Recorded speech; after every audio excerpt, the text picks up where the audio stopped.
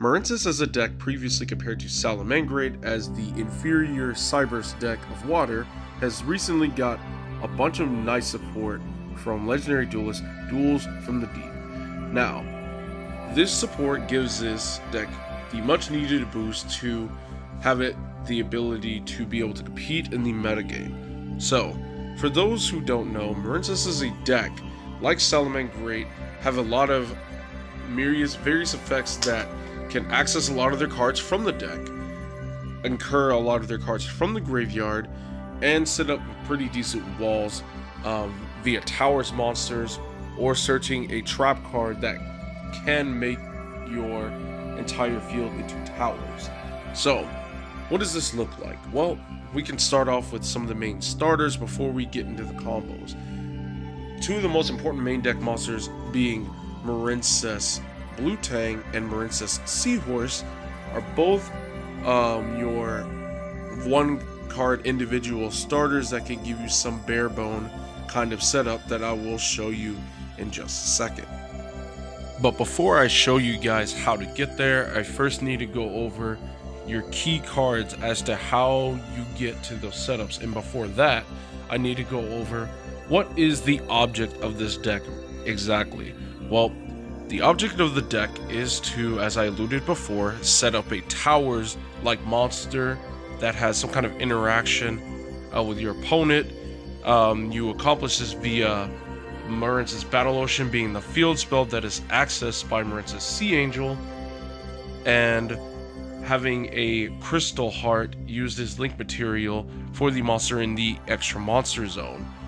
Or you can have a few interruptions here and there, but one key one being having a Marincess Wave in your hand, which if you don't have, you can search it with one of the new cards out of the Legendary Duelist, Marincess Coral Triangle, which allows you to be able to send a water monster from your hand to the graveyard to add a Marincess trap from your deck to your hand. And you can get to either of these results in many different ways.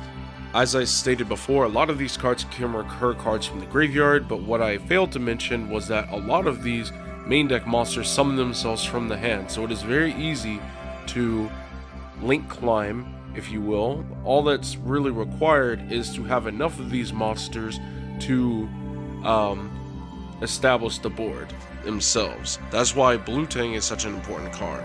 But enough of that, I will go ahead and explain these combos in further detail. Okay, so here is the basic combos, guys. So Blue Tang gets you access to Seahorse, but if you already have Seahorse in your hand and you have no other let's say Marincess cards, this is how far you can go. There's two ways you can play this out. I had said this earlier. You are either going to go for a Link 4 or you're going to go for your searched Marincess Wave. So how do we do it? Well, let's explain some of these Link monsters. So Blue Slug on Link Summon can add a Marincess from grave to hand. Seahorse lets you summon herself from the hand to a Link zone a Marincess points to, but you can only do that once. So Seahorse is your main extender that you want to go for, which is why you're typically sending that from deck to grave off of a Blue Tang. So now that we've summoned our Seahorse, we can link into Sea Angel, which this on Link Summon adds a Marincess spell from your deck to your hand. There's two spells that we want to go for. Your most important one you want to access is your field spell, which is essentially a Balinx for the deck. And if you already have it, you access your Marincess Dive, which at worst is a reborn for a non-link Marincess, and at best it summons a Marincess from the deck if you have the field spell already on field, which is an insane card. So right now, what we're doing is we're linking both Link 1s into a Splash Mage to bring back another monster. So we have another two materials to link into a Coral to bring back Splash Mage. Now, the reason what we're doing here is we're going to the Link 4. That is a spell or trap negate by summoning one of the equipped cards that are equipped to it.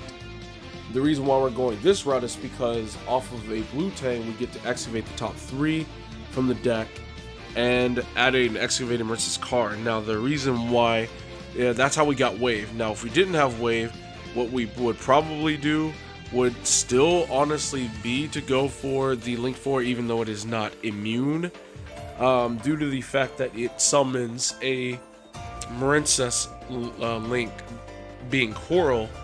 So you still have Expel Trap Negate, which is one of this deck's biggest problems, as well as Coral giving you follow-up on the next turn if it does not get answered.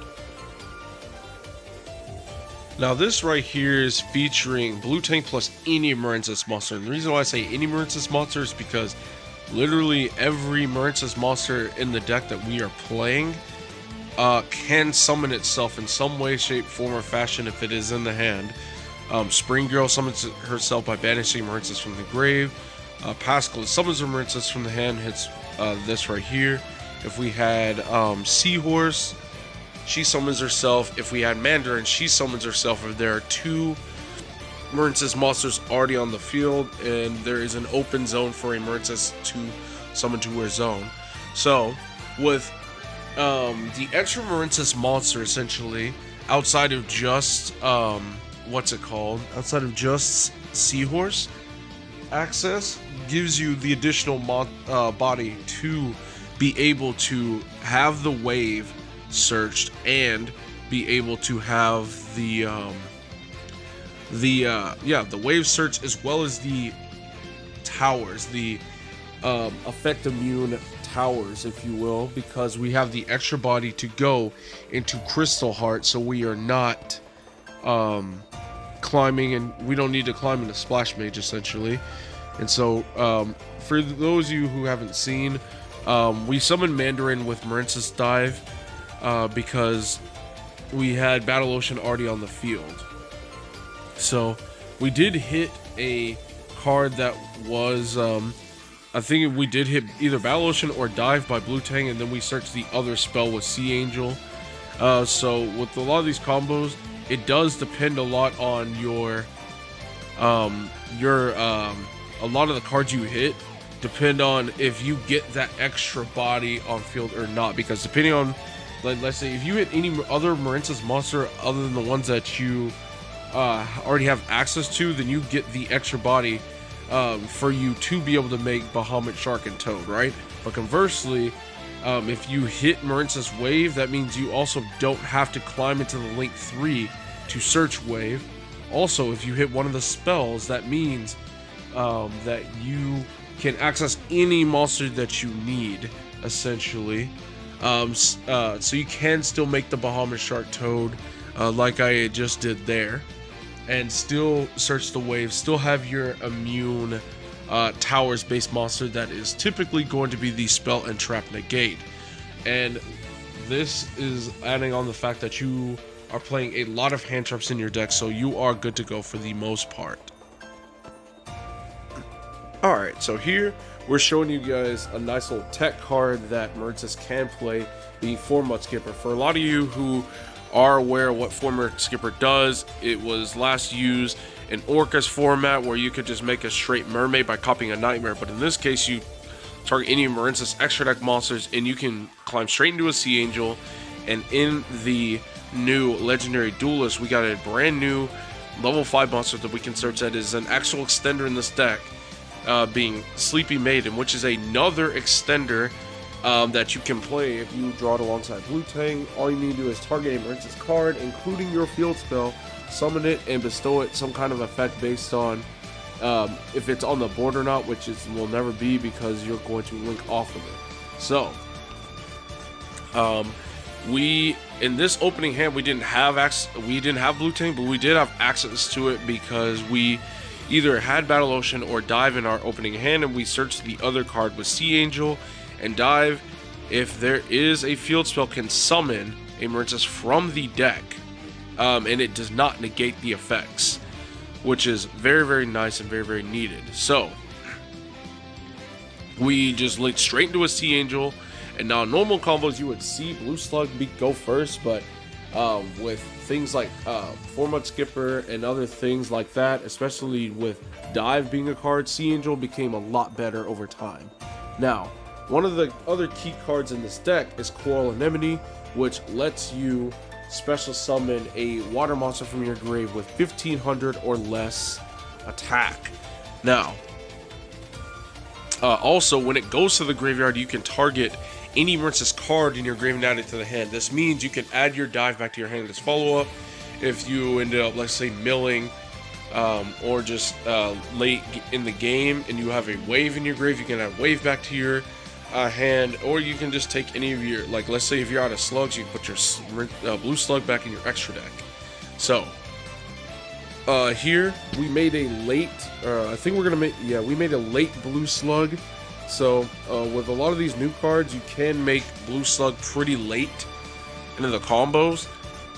Now, the reason why we didn't go Crystal Heart here is because wave essentially solves the issue of towers, right? Because remember, with Marincess Wave, not only is it an imperm from your hand, you can also yeah, you can activate it from your hand if you control a Link 3 or higher Marincess monster, and that's a Link 4.